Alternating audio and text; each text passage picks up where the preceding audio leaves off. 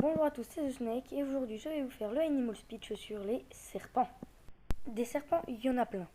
Il y a les gros, il y a les petits, il y a les venimeux, il y a les constrictors,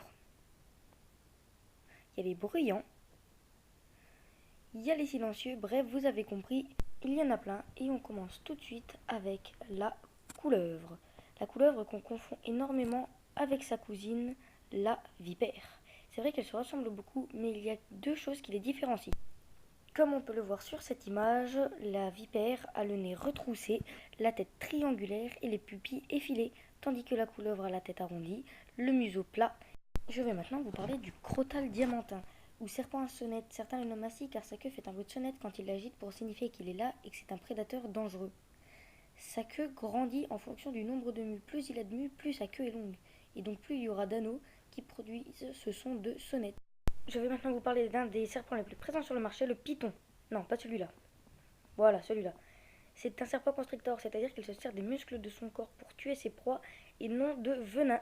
Dans la même catégorie, on a aussi le boa, qui est aussi un serpent constrictor. Il est aussi sur le marché, mais a une réputation d'avoir mauvais caractère. Il est donc nettement moins prisé que le python.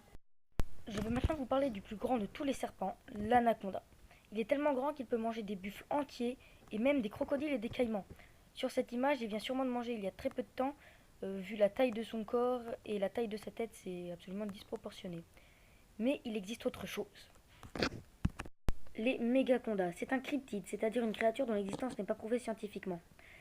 Un anaconda atteint normalement environ 10 mètres, mais certaines personnes prétendent avoir vu des mégacondas, des anacondas de 15 mètres. Je vais maintenant vous parler du cobra. Il peut se dresser sur lui-même et le plus long des cobras, c'est le cobra royal qui peut cracher son venin.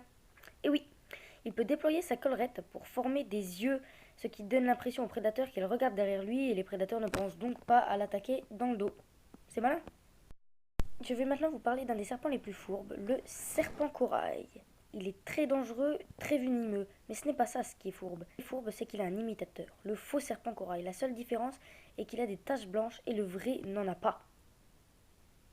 Donc voilà, c'est tout pour ce Animal Speech sur les serpents. J'espère qu'il vous aura plu et moi je vous dis à la semaine prochaine.